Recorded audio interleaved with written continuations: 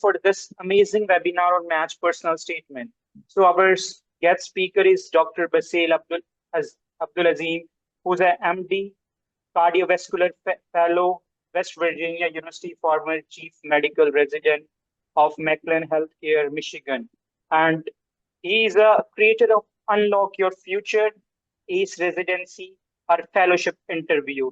And special thanks to the Pakistan Physiological Society student chapter and Zimran second year MBBS student who is the president of this society, whose uh, key efforts are very important for this webinar. So, Dr. Basir, you will start. Thank you so much. You guys can see my screen? Yes, your screen is clearly visible. Excellent. And this is the regular screen, not the presenter view, right? Yes, yes. Excellent. Thank you so much, Dr. Faizan Zafar, for inviting me today. I'm so excited to meet all of you guys. Let me tell you guys about a little bit about myself. My name is Dr. Basel Abdelazeem. Currently, I'm a BGY6 cardiology fellow at West Virginia University. And as Dr. Faizan said, previously, I did chief year, and also I did my internal medicine residency at McLean Healthcare, Michigan State University.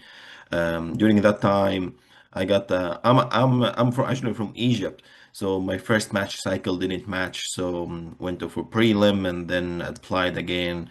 Got to internal medicine. I applied for the fellowship, and I was able to secure cardiology fellowship for the first time. During that journey, there's a lot of struggles as IMGs, a lot of information that we're missing, and a lot of pieces that we need to put together so we can understand the match system well and how does it work.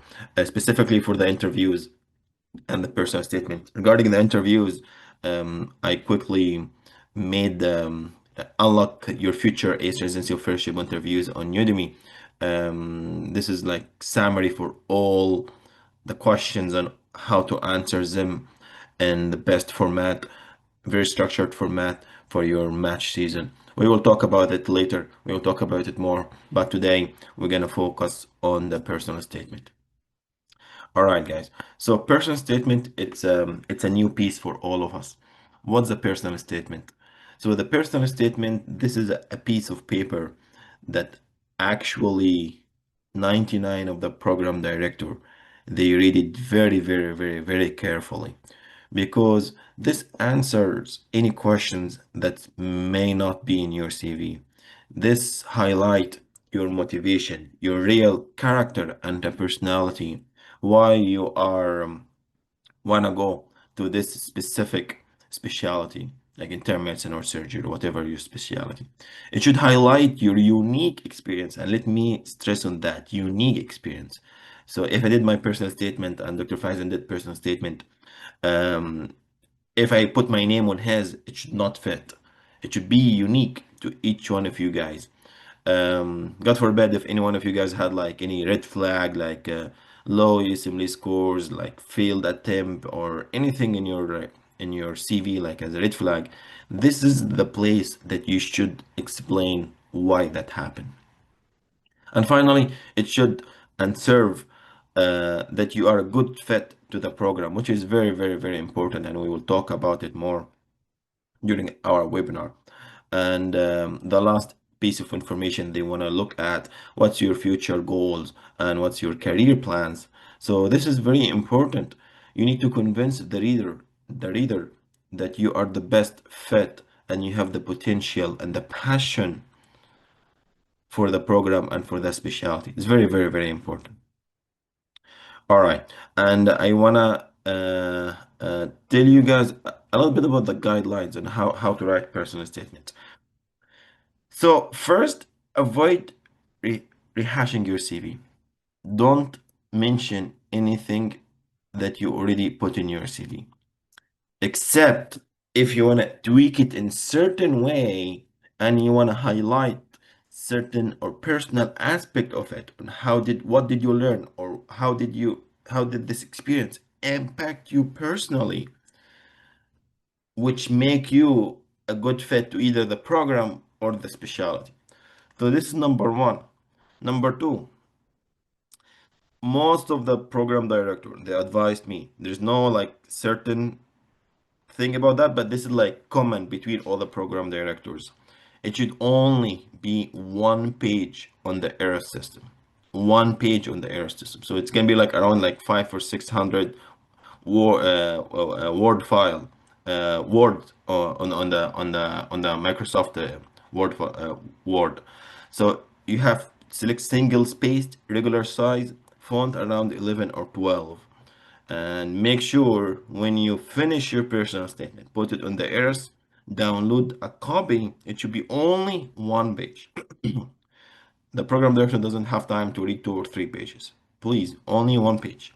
So number 3, try to personalize your personal statement for the program. At least, I highly recommend, and I'm gonna stress on that again by the end of this lecture, two personal statement. If you're like a research guy, you have a lot of research, you need a two personal statement. One for the university program who really likes research, and the other one for community programs that they don't have a lot of research, or they care about the clinical aspect. If you're applying to like a prelim and then advanced residency, like radiology or anything like that, you need two personal statement, one for the prelim, one for the radiology. So I would say most of the time you're gonna need at least two personal statement.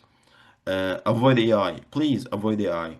Avoid copying and pasting from anything online, because all the programs, they have like all of the softwares. They can check for AI, they can check like how much percent did you copy from other sources, and if they found that your personal statement has any sort of like this issue, they will immediately exclude you.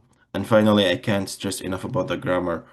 English is not our it's not our first or native language, but it's very, very important to write in excellent grammar. Excellent, when I mean excellent, it is excellent. There's no even single piece of mistake. I met with one of the previous program director, and she told me when she see one single grammar mistake, she immediately exclude that applicant. They take it like, okay, he didn't even put the effort to correct the grammars or check the English. So how he gonna care a lot about the patient care or his residency or her residency? So there's a lot of software for grammar. Just get any one of these softwares and make sure your grammar is excellent. So this is the guidelines. So the question is how to write the personal statement. And I thought a lot about that question, so to make it easier for you guys, and I thought to make it like in a structural format. What should you do first? First paragraph, second paragraph, third paragraph, and we will go over every single paragraph of these, and we will tell you guys what should you write there.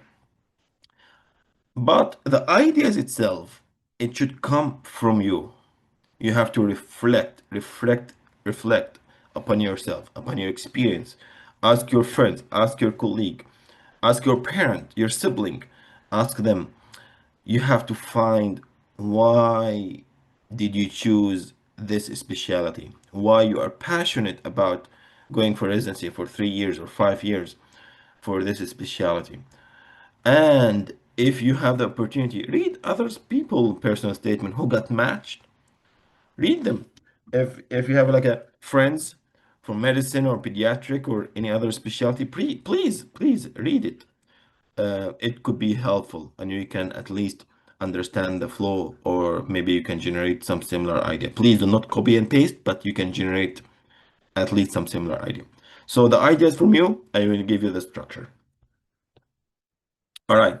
So how the structure gonna work? So you have introduction, maybe like one paragraph, body, 2 to 3 paragraph, and then the conclusion, the last paragraph. The introduction should have excellent hook. You have to engage the reader, the program directors, or the faculty, like with a very vivid moment or very excellent insight. And then you have to go for the body, and you have to discuss your key experience, hobbies, or challenges, or the learning point that highlight why did you choose the specialty again. It's not only just mentioning your CV, you have to switch or transfer that experience. You have to put it, why did you choose that specialty? And finally, the conclusion part, you have to mention why you are a good fit to the program and what is your future goals and why you are the best or the ideal candidate to match at their program. All right, so let's start with the first paragraph. It's usually like very strong opening.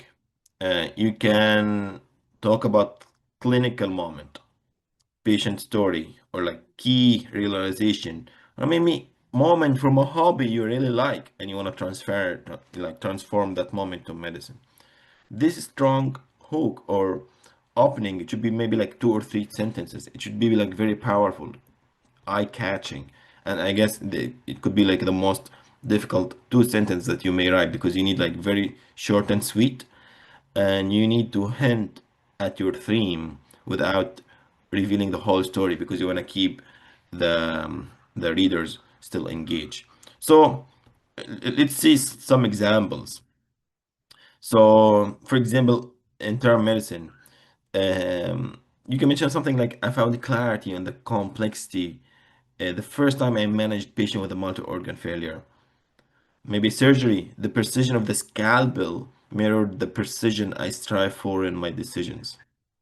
Like pediatric, her tiny hand wrapped around my finger as I reassured her frightened parent.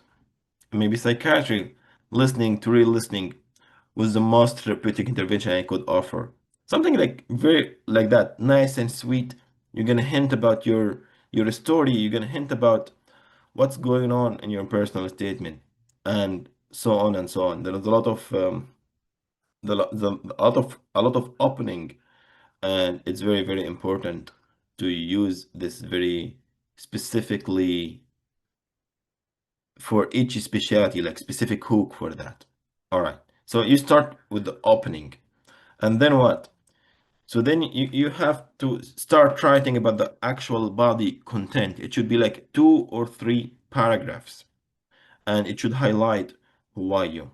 So you can mention patient scenario and how did you manage it and what did you able to gain from it and how did it shape in or strengthen your passion to the specialty from this clinical. So you can talk about research contribution and how this research contribution make you like think a lot, keen about getting more new information, and it reflecting increasing your knowledge in whatever your specialty is. That's why you want to continue your career maybe in the academic field in like a university place.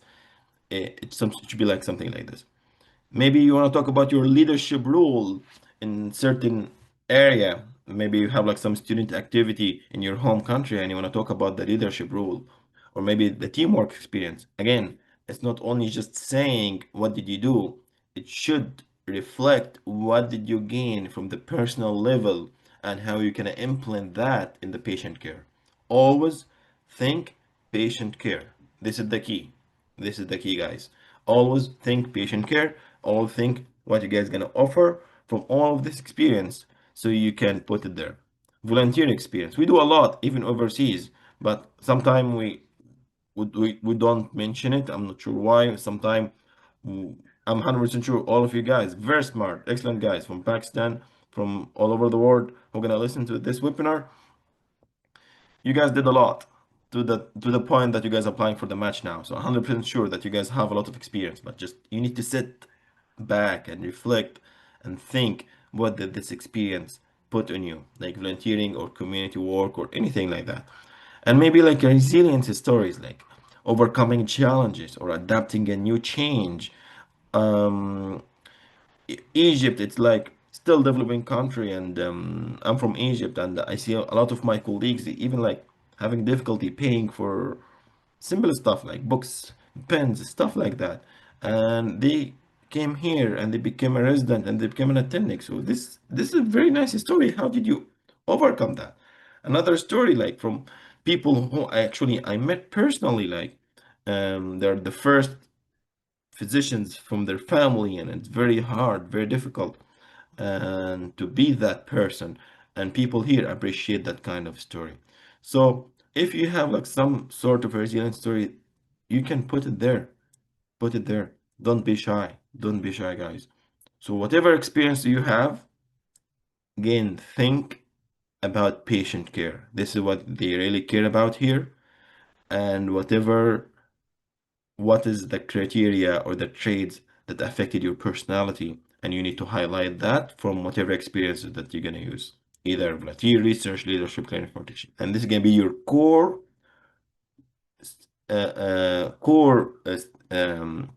content of your personal statement. Again, gonna be like 2 to 3 paragraph about this. Some people ask me in the registration link, can I use like two experience? I say, okay, you can use them, but it should be in the same theme. Like you can, if you can continue like a patient care scenario, okay, you can do that. Leadership, you can mention you got like this trait from certain leadership and maybe another one from another leadership. That should be okay. But don't switch like gears dramatically. Try to do like some transition in between if you know it's like two different categories. So try to make like smooth this transition if you want to choose like two themes, but I recommend maybe just one theme. It's better, but two themes make it sure it's very nice and smooth transitions. Uh, we're still on the body of the personal statement. Personal statement is the place you need to address any red flag. Red flag, which I mean if you have any low scores, manuscript issues, gaps, which may a lot of us have it. After graduation, maybe you have to stay in your home country for 3 or 5 years, no matter whatever the time is. You need to highlight what did you do on that gap. And the program directors care about this. Gaps is very, very important here. You have to explain it. If you're sick, if you have to care about your family, just say it, mention it, be honest. Be honest, guys. This program director, they read like thousands of personal statement every single year. So they have a lot of experience. And they know who's honest and who's not honest. Be honest. Focus on yourself and how you can reflect that experience or that gap or this red flag, and how did you improve and overcome that, and what was the final result. So make sure to show that this issue is completely resolved and now you're 100% good to start the residency. And many people as well, some of other red flag that I can see frequently, like people applying for internal medicine, but they keep talking about cardiology. Like this is personal statement of the cardiology. Like he wanna be a cardiologist from the first moment, and he wanna read EKG. He's good at echo, focus, ultrasound, and they forgot they're applying to internal medicine. So please be careful. Don't highlight only one subspecialty. Because some program director will get concerned. Okay, this guy, he will do very well in cardiology rotation, but what about the other internal medicine rotation, like nephrology, endocrine, pulmonary rotations, or just medicine, general medicine rotations, or clinic, or something like that? So please avoid that, because I see it very common. People mainly applying, they are passionate about cardiology or GI. Even for the internal medicine personal statement, they keep talking about um, cardiology also. Avoid talking about subspecialty. If you're applying medicine, it's medicine. Surgery, it's surgery personal statement. Family medicine, family medicine. And then once you apply to the fellowship, you can focus more on this subspecialty. So please don't fall in this mistake. All right, so this is the fifth paragraph. So we talked about introduction, body, 2 or 3 paragraph, and then the last one, the fifth paragraph. You can maybe make it half paragraph or maybe like one full paragraph. You have to summarize all of these personal traits or criteria and align it with the program vision or the program mission. So if you're applying to a university program, very big academic center. They have a lot of research, a lot of teaching. So then you need to show that you're gonna good fit to all of that. If you're applying to community hospitals, a lot of patient volume, community service, they like volunteering, free clinic. So you need to highlight that in your personal statement. This personal criteria. This is what you're gonna offer to them. This is why most of the time I recommend at least two personal statements, one for the community hospital, one for the university hospital. And you can tweak your CV and your criteria and your personality to each of them. And some people, they want to mention like mentors or people who really affected their decision to take this specialty. That's okay, you can mention it. But please make sure that this mentor, he or she writes a letter of recommendation to you. Because 100% or 99%, the program director will open the letter of recommendation, look for this guy name, and if he didn't find letter of recommendation, it could be like raising concern to him why this applicant he kept talking about this mentor, but this mentor didn't give him a letter of recommendation. And if you wanna, like I mentioned, like very big like well-known people in the field, so you can do that, that's okay, but make sure that these people are well known enough worldwide in US, not only in your home country, not only in certain area, but make sure that these people are very well known enough everywhere so people they can recognize their name. All right, and the final part, final paragraph, final half paragraph actually, you have to mention your future goals. And I see this part missing a lot from the personal statement I read during my chief residency or even during the fellowship interviews. Future goals mean you have to decide, are you gonna go for like primary care if you're applying for medicine, and I assume most of you guys are applying for medicine.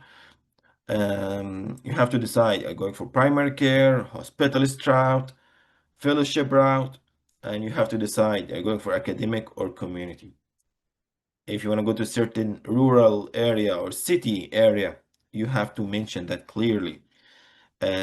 Subconsciously, there's subconscious bias for the program director. If they see like a two applicant, one of them, he knows what he's doing. He want to go for fellowship. He want to apply for GI, cardiology, and he want a good academic center, big place. And he wrote that in his personal statement. And another applicant, he doesn't know what he want to do in the future. So there's subconsciously they will prefer the other guy, the first one who knows what he's doing. So think what's your future goals. Just hospitalists, that's fine. Actually, the system here, they want a more hospitalist, they want a more primary care, FYI. So if you mention it, be proud of it. If you want to stay in the academia, you want to do a lot of research, teaching, mention it. If you're doing communities, seeing a lot of patients, serving your community, volunteering, mention it. And again, if you're applying for fellowship or training in subspecialty, mention it. That's totally okay.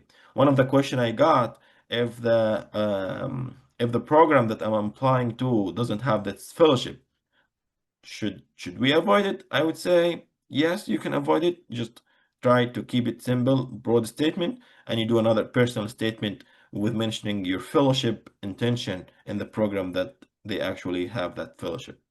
So you can use that and this why most of the time you're gonna need more than one personal statement.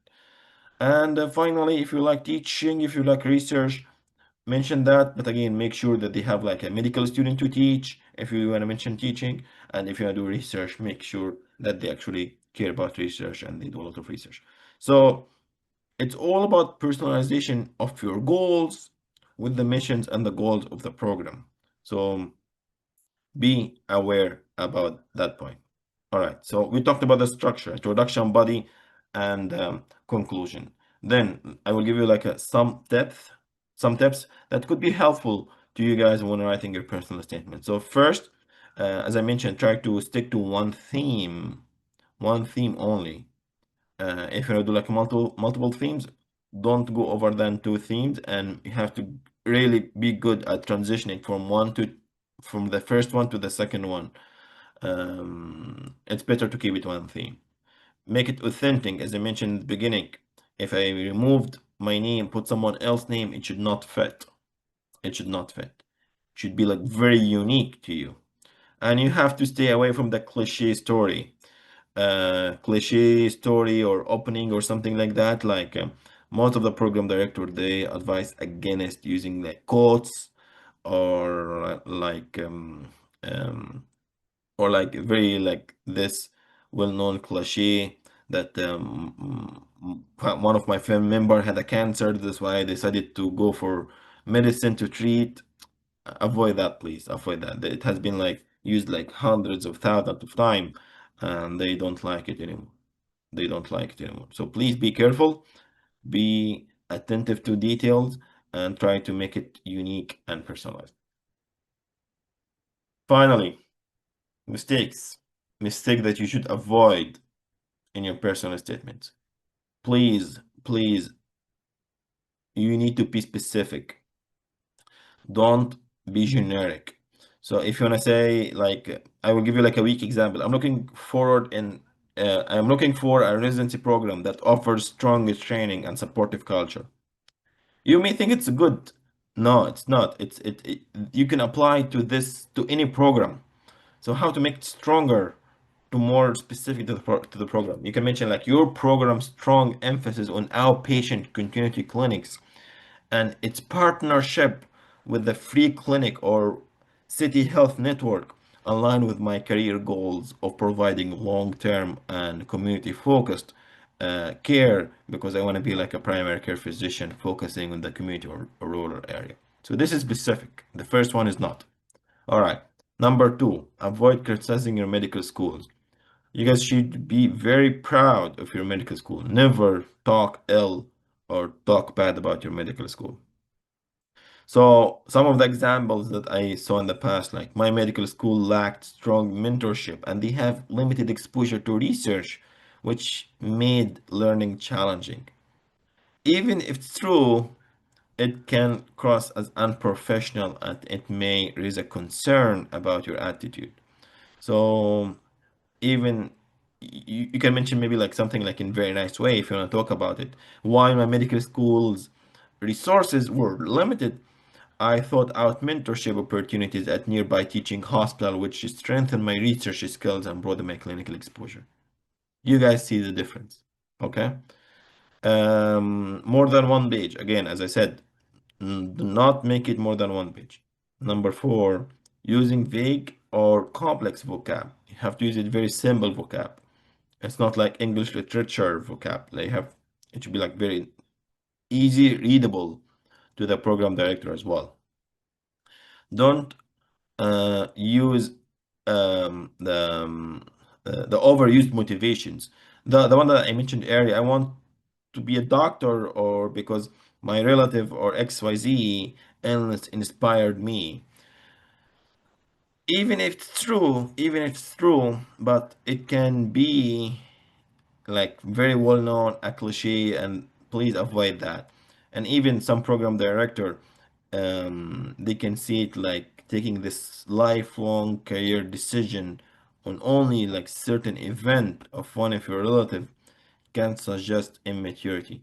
So instead, try to use very specific scenario that can apply to you from your experience or patient cases or anything like that. And as we mentioned, starting with a quote, please avoid that. Don't ever use it. Okay? And finally, like evasion or overspending, you have to be honest. If you have any gaps, any concern in your profile, this is the place that you can explain what happened. And you have to be honest. You have to be honest. And it's not repeating about your CV, it's about reflecting and what did you gain and how did you shape your personality to provide the best patient care. And as I mentioned earlier, avoid copy and paste, avoid AI, please, please avoid that. They have softwares, guys. They have softwares which can detect actually how many percent of your personal statement was like copy and pasting or AI generated.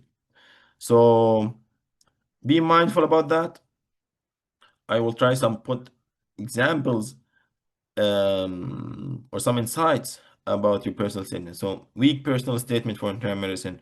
I have been always passionate about internal medicine because it's broad and allow me to see many different cases. Um, and I want to join your program to gain more experience and improve my skills. So this is a weak one. If it's a good one, you want to say in my intermittent rotation, I manage a patient with a and the patient whose labs values suggested renal failure. But the subtle fluid status changes told a different story. Interpreting the discrepancy required hours of chart review, bedside reassessment, and team discussion. That process, balancing data with nuanced clinical judgment, solidified my interest in training in a program that valued diagnostic reasoning as much as treatment protocol. So you guys see why this one is weak and why this one is good. And both of them, they're talking about the internal medicine. Okay, so let's talk about maybe pediatric. I enjoyed working with the children because they are the future and they deserve the best care. During my pediatric rotation, I learned a lot about how to communicate with the kids. I want to work in the program that support children. This is weak. This week. Uh, which one is good? You can write something like, while rotating through a pediatric oncology, I followed an 8 years old patient who insisted on explaining her chemotherapy schedule to the new nurse. Her self-advocacy at such young age refined my understanding of the pediatric care, not as treating a small adult, but as engaging with the evolving personalities who can partner in their own treatment. I want to train where developed stages are seen as opportunities for the shared decision making, not just clinical milestones. You guys can see the difference. Which one is weak, which one is good. And finally, proofreading. One of the common mistakes that I can see a lot, that the people share their personal statement with like tens or 20 people, and everyone will add like 1 or 2 points. Again, guys, personal statements like a personal. So if each one of these mentors or people that you know add like 1 or 2 sentences, it's not gonna be personal anymore. So take what you like. Otherwise, it's not gonna be it's not going to be your personal statement anymore. So be cautious about that. I highly recommend at least one person with a medical background, preferably like an attending or fellow or resident who already match in the system, to read your personal statement, and he can catch any red flag. And at least one non-medical as well. Non-medical as well, preferably with a good or excellent English background, so he can caught any like language error. So at least two people, one medical and one non-medical. You can you can send it like maybe like 2 or 3 medical as well, but people who really you trust have some background and some experience. Please avoid to send it maybe like to 10 or 15 people and try to get one line in one sentence from each of them. It's not going to be your personal statement anymore. And again, I can't stress enough about the grammars or any English tools or any applications or any software that you're going to use to correct and proofread your grammars. Very, very important. Very, very. I can't stress enough about the grammar part.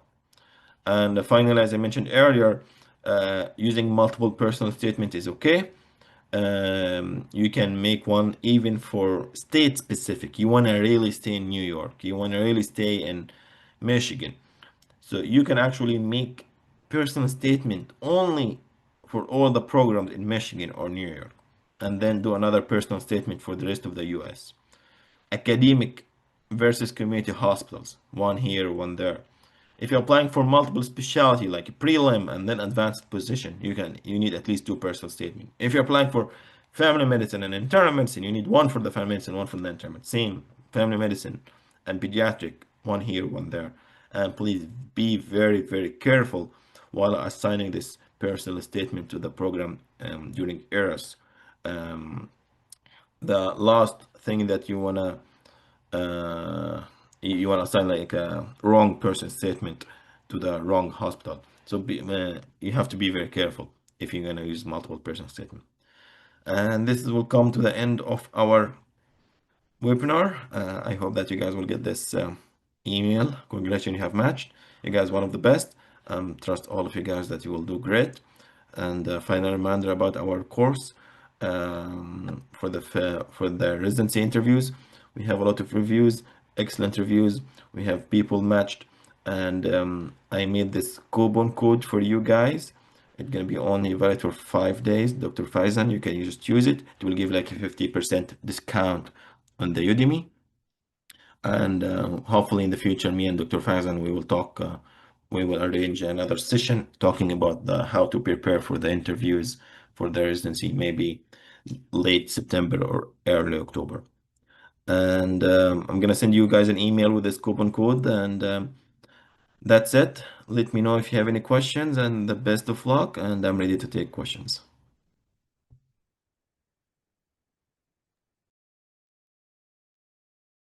Okay, so thank you so much, Dr. Basel. So first question is, should should we mention the specific program in a personal statement? If you really want to go to that specific program, yes. Otherwise, no. So if you like a family ties, if you're maybe your husband in that program or your wife is there and you want to join them, so yes, you can mention the name of the program and you can actually refer that you have a family ties in the program. Otherwise, no, because you're applying to maybe like 100 or 150 program, so it's not reasonable to do like 100 or 150 personal statement. It's not applicable. So so only if you have very strong family ties or someone you know there. Otherwise, there's no need to mention the name. Or if you really want to do it, so maybe do it to the program that you really want to go there. Even if you don't have any family ties, it's okay to do one personal statement to specific to that program. But again, it's impossible to do like 100 personal statement for 100 program that you're applying to. So use extra one to your top program, or if you have family ties, otherwise no. So how much detail about the research should we mention in the personal statement? Excellent question. It depends on the program. If it's a community program, please do not focus on research at all. I know that most of you guys have a lot of research and a lot of publications and abstracts and posters, but if it's a community program, I advise against focusing on research, focus on the clinical skills, focus on the patient care. If you're applying for academic, yes, focus on research. They want people who do research. One of the selection criteria actually research volume and the quality. If you get like a award in research or something like that, mention it in your personal statement for the academic program. So if you're a researcher and you have a lot of research, so you need two personal statements as well. One for the community program with less research focused, and another one for the academic program with heavy research focus, and you can mention everything you did. If I'm not sure what to do after the residency, like to be a hospitalist or a fellow for a subspecialty, but I don't want to keep it vague. What to say? So I would say just choose primary care or hospitalist for now, and Mm, uh, and just mention maybe one liner. I'm still open-minded to any fellowship in the future, but focus on hospitalist or primary care. And if yeah, you change your mind during training, that's totally fine, understandable, and yeah. like 70 or 80% of the people they change their mind, even between subspecialty. No one will judge you, but Mm, um, but if you didn't mention anything, if you didn't yeah. mention like not even primary care or hospitalist, it's gonna look not the best. Yes. Yeah. Hmm. I get it. Thank you. Yeah, absolutely. Mm. Okay, so another question, can we mention hobbies that relate to the medicine in a personal statement, and how much extent we can mention about the our US United States clinical experience in personal statement, and how can we shape it, because it is also different column in the hierarchy. So the first question about the hobbies, yes, you can mention a hobby. Uh, Me personally, I started with a hook about hiking, and then I reflected that on the patient care. One of my friend, he used to be a runner in the marathon, and he used like this running hobbies with the link that with the physiology of your increasing your cardiac output and how it can reflect that in your body physiology, and he went back to patient care scenario. So it's totally fine to use hobbies, and even it's even encouraged to use hobbies sometime. But again, if link that hobbies to some scenario to medicine and then patient care. So this is the skill that you may need to build for the hobby part. And but it's totally okay. And what's the second question, Faizan? What's the second part?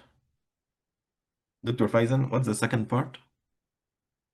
Just give just give me 1 minute. Sure. What about the just give me 1 minute. How much extent we can mention about our United States clinical experience and personal statement, and how we can shape it, because it is also different columns in ERASI. Yeah, I get your point. So the clinical experience, like if you did like an observership or elective in the United States, uh, in the errors part, you're gonna mention like where did you do it and which date or what the time, and some specific criteria for that. But for the personal statement, you need to mention what quality or personal quality did you gain from that experience and how did it shape your personality and how it will affect the future.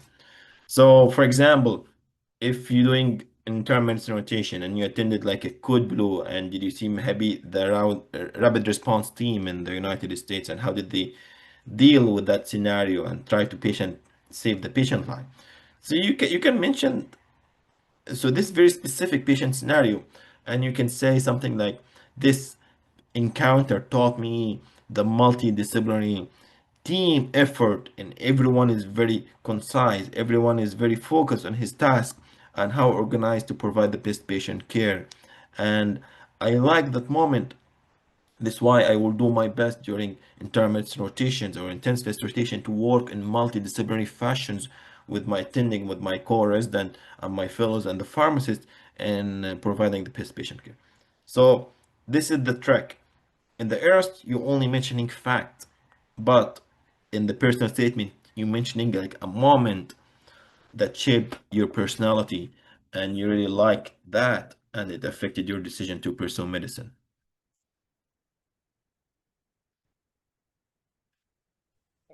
Thank you, Dr. Basel, for arranging this such an amazing session for the match applicants. I have a question.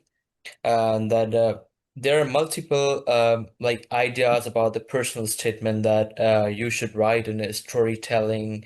It should be like it has not a particular shape. Like in first paragraph, you're showing that how you develop interest into medicine, and then you are going in a flow. So like, what are your ideas and opinions on that? Like, it should be in a storytelling way, or it should have a particular format. Thank you. No, it should be like a storytelling way, that or moment or memory. That's it. Avoid quotes. Avoid quotes, and it should be starting with the theme. So it should be starting even like my personal statement. I started with like with a theme about like mountains when I did the hikes and the views over there, and then I went back to a patient care scenario. So storytelling or the theme or a moment or like a view or like a feeling, all of that. Avoid quotes. Avoid quotes, please. This is my advice for the hawking part or the first part. Even if you use maybe like a patient care moment from the beginning, that's totally okay as well. That's totally okay as well. Oh, thank you for answering that. And in the ERA CV part, we have like 10 experiences. So I just want to ask that how much experiences you should write about the US clinical experience and about the research, any volunteer activity or any other organizations. So please give an insight of that. Sure, I would say divide it to like three part, like US clinic experience. This is most important right now, so it should have the most value. So if you have 3 or 4 rotations, I would say put all of this 3 or 4. But if you have like maybe like 10-month rotation of the US clinic experience, so you're not gonna able to put all of this 10 month. So maybe you can select the best four experience that you have, and preferably the experience that you have a letter of recommendation from. So if you're like a 10-month and you have four letter of recommendation, so the four letter of recommendation from this four rotations, you need to put them. And then maybe talk about research, and it depends on and what kind, if you did a research fellowship year, so then you have to put one experience about the research fellowship year. If you like a research, using a research like, doing a remote research with certain organization or certain people here in the US or wherever they are, you can put that as well. But don't repeat a research in multiple time in multiple format and you losing your other spots, because you need still to talk about the community and the volunteering experience. It's part of your application, so you have to secure 2 or 3 spots or experience for the volunteering and community. So the priority is going to go like US clinical experience, research, and then community and volunteering, and whatever is left is anything else. If you're like a part of organization and you did a lot, so then you can, if it's worth it to mention it, so then mention it in one experience. If you have like a certain like excellent, something that's very unique to CV and you mention it, so then put it there. But first you need to fulfill the ERAS, I mean the application criteria that they're looking for, and then anything else remaining you can put it later.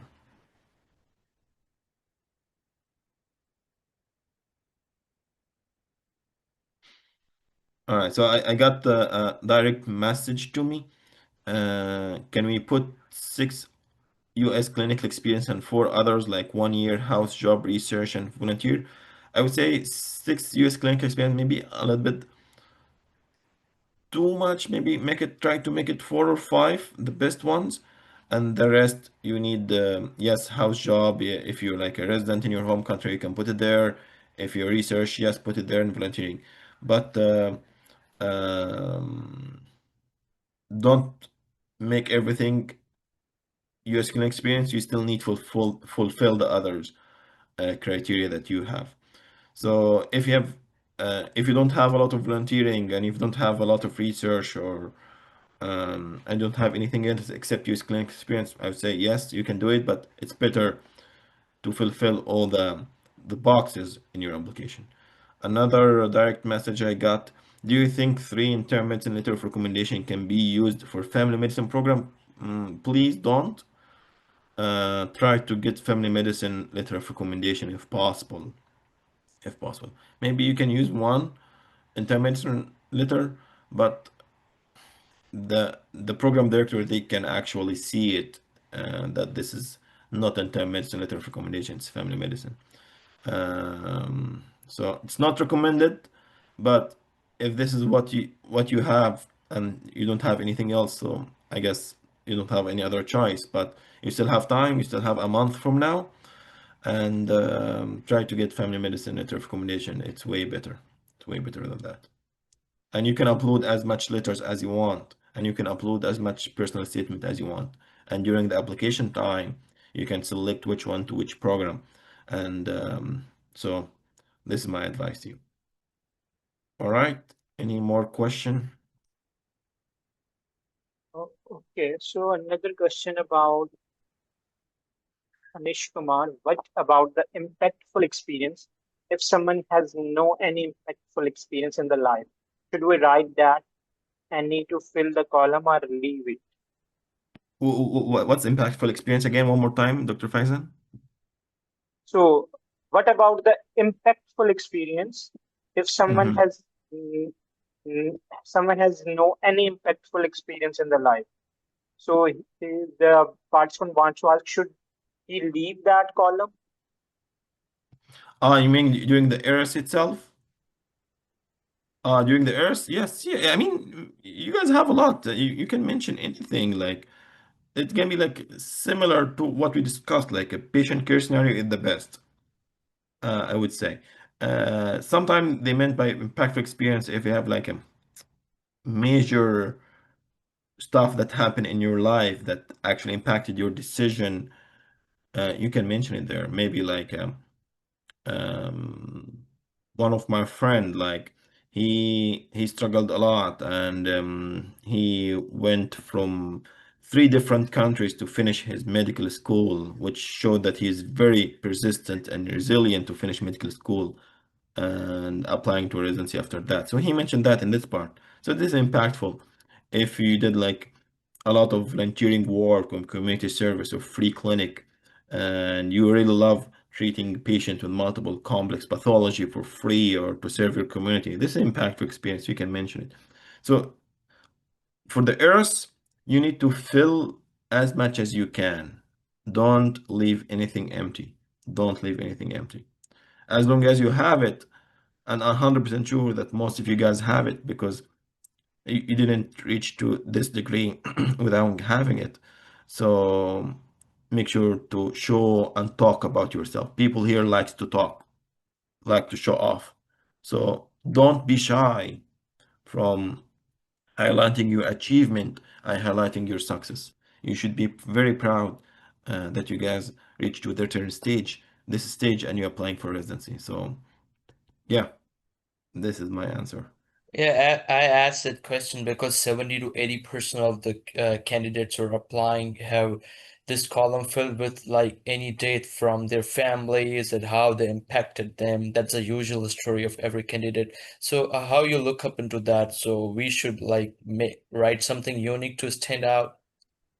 I mean, yeah, that should be funny. If you're gonna mention anything about your family or like major issue or pathology or illness that happened that shaped your experience, but it's better to be more unique, more like a more impactful than that if you have it. But if not, and you just want to use like a family stuff, that should be okay as well. But the family one is generic, but unique one, it should be unique to you only. Similar to that, I give an example of one of my friend. He finished medical school in 3 different countries, so this was impactful.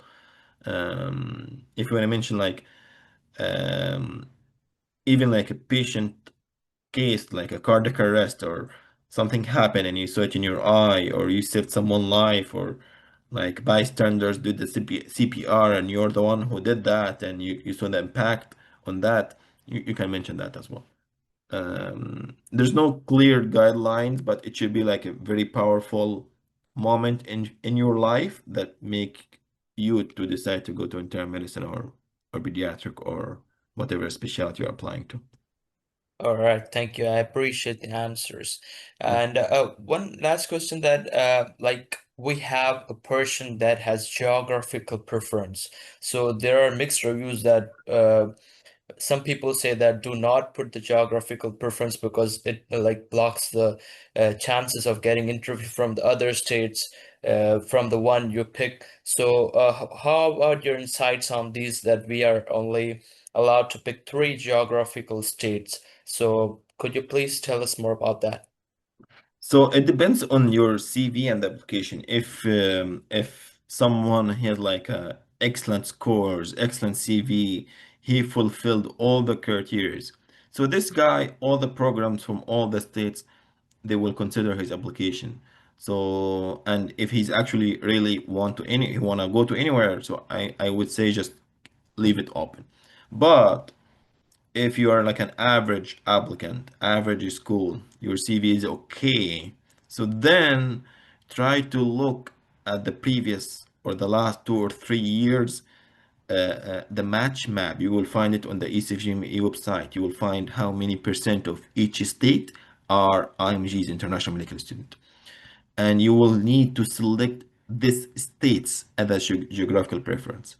Even if you're gonna go to like further one more steps and you're from Egypt or Pakistan or India, to see which states have the most Indian IMGs. So this is gonna be your best 3 or 4 states. Again, but this is mainly for average applicant and or maybe like even lower applicant than average, and he just wanna match in very specific program, and he just will get maybe like 3 or 4 interviews, and he wanna be really specific and targeting what he want. Same for the signaling, the gold signaling and all of that, gonna be same. So use it smartly. depend on your CV. This is my advice to you guys. I have a question, and what about the setting, like rural, urban, and urban? Should we specify something or leave it with no preference? Um, I would say just leave it no preference. Don't limit yourself, because if you Okay. limit yourself to rural and program in the major city, I would say just leave it no Okay. preference. And if I don't have so much research experience, can I just make them in a one experience? Or I don't have publications. It's like some submitted or under review, like this. Some submitted or under review, it's still considered research, and actually you Yeah, can put it on ERS as yeah. the status. It should be like submitted or under review. So this is research. You can still put that. When I meant by research experience, Mm, should be like an actual research rule, an actual yes, experience that you work with someone, or you work in the team, or did a research fellowship or postdoc research, or you work with certain organization and research. This is an experience. But if it's just a publications, so then there is a separate column or separate section for yeah. publications and posters. So don't Mm, repeat the okay. research publication in the experience and on the publication section. No, the experience, it's like a rule, it's a job. You did something for a certain time, because you need to put the time as well in So the. if I didn't have it as a time, it's just working with some people in a research paper. I didn't do a postdoctoral fellow or something like this. No So research position. is it like an actual team, or just like random people from anywhere just for the sake of the publications? Yeah, it's something like this. Yeah, So a it's group just of for the sake of the students. publication. Yeah. It's just for the sake of the publication, and you already got your target for publication. It can be just publications in the Yes. public section, yeah. But if it's like an Mm, organized team, they have a structural, and they have um, like well-known team in the area, you can mention it as experience. But otherwise, it should be just publications. yeah. Okay.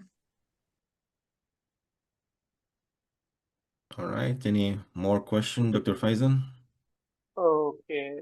So one more question. Do personal statement really impact the interview decision? The personal statement will really impact the interview?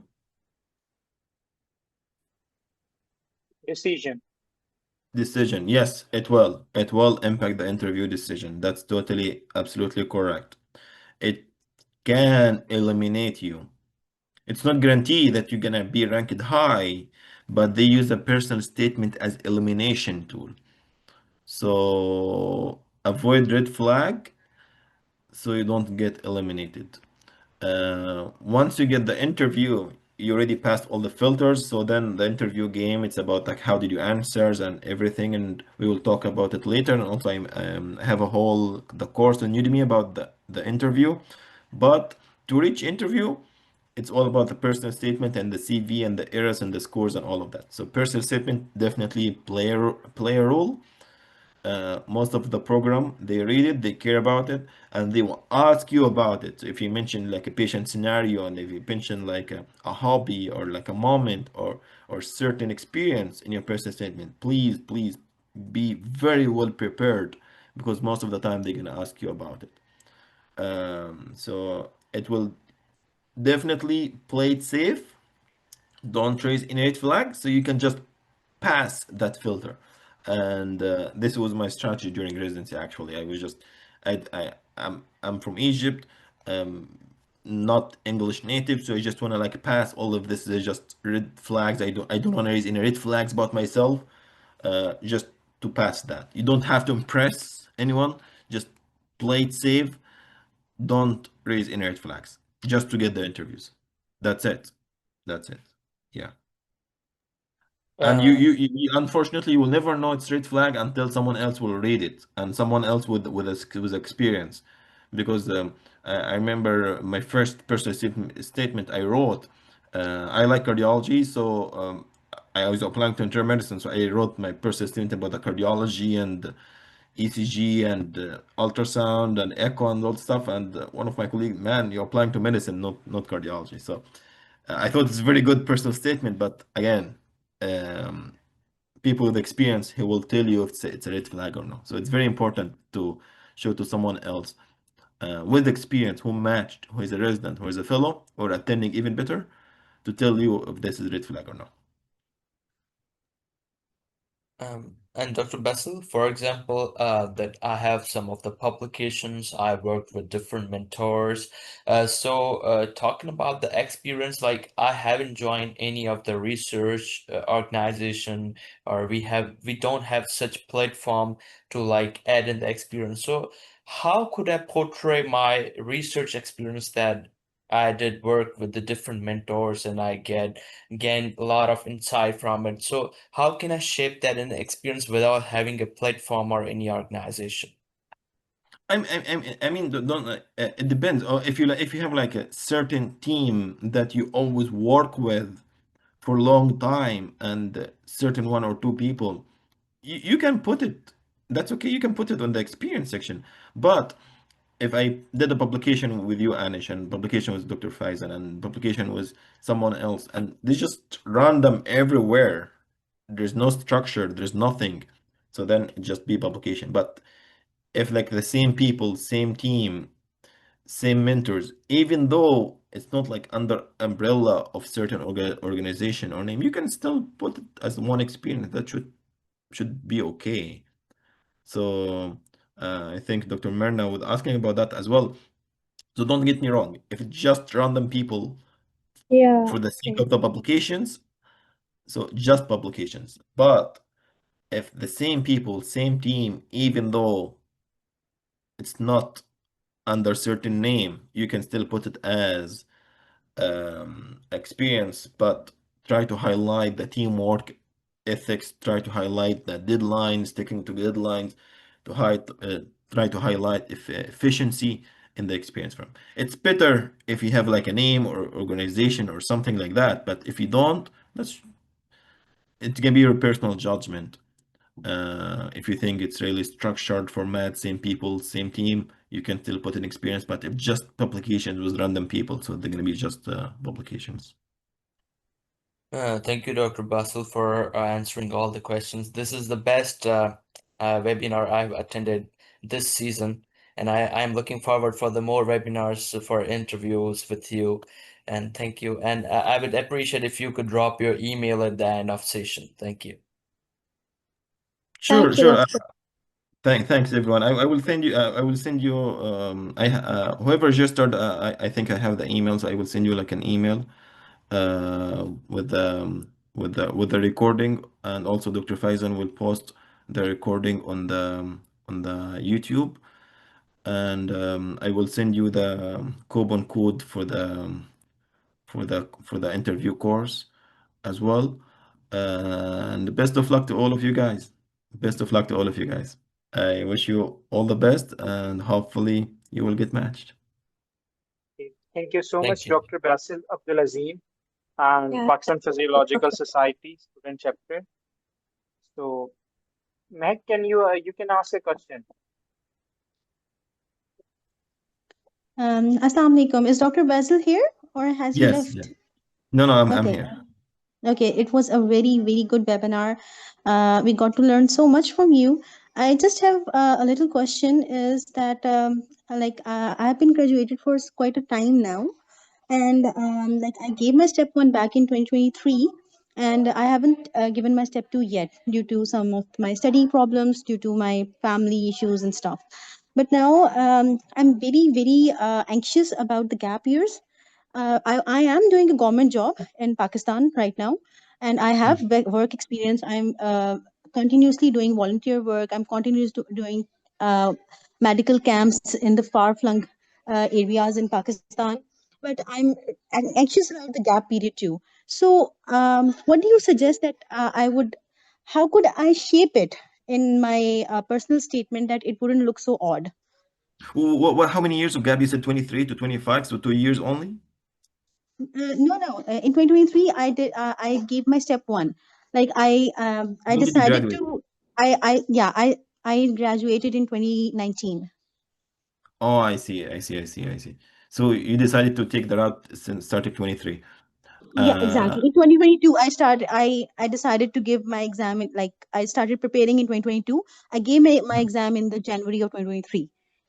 Gotcha. But during the last 5 years, you still continuously working as a doctors in Yeah, Pakistan. for the past 3 years, approximately, I've been working as a doctor in Pakistan, a government job I'm doing. Gotcha. All right. So the first advice I highly recommend you try. Please dedicate the next year to finish the step C key and hopefully the year after to apply for the match. Because a lot of the program they have like this five-year cutoff point for the year of graduations. So as fast as you can, get step 2 done and apply. I think this year it will be too late. Maybe next year, be ready to apply next year. So this is the first advice. Second advice, how to address that in the personal statement. You can mention that you have to make sure that you mention about your common job in Pakistan, which means that you're still in the patient care, you're still Yeah. providing, you're still in the medical field. You're still in the medical Yes. field. It's not like you're away from the medicine at all. Yeah. And then you have to clearly say what made you decide to switch from Pakistan to United States, USA. And this is going to be your catchy point or the storytelling point.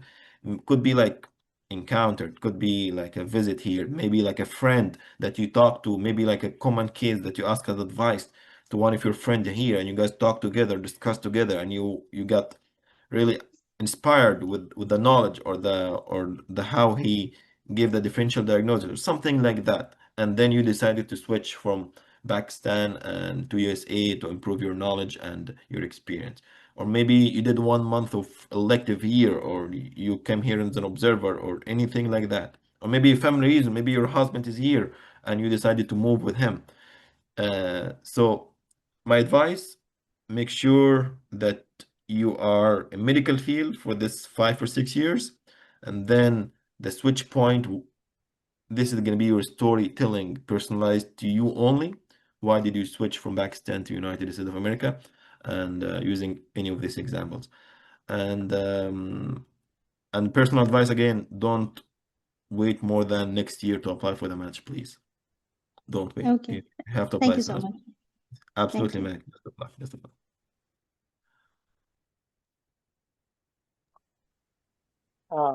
Thank you, Dr. Basel. Uh, Hello.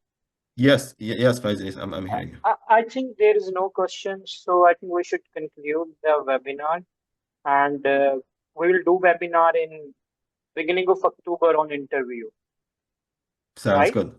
Yes, correct. We're gonna arrange it together and we're gonna post it on everyone Facebook page. Okay. And thanks everyone again. It was very nice to meet all of you, and best of luck, and hopefully we'll be in touch. Thanks everyone. Bye bye.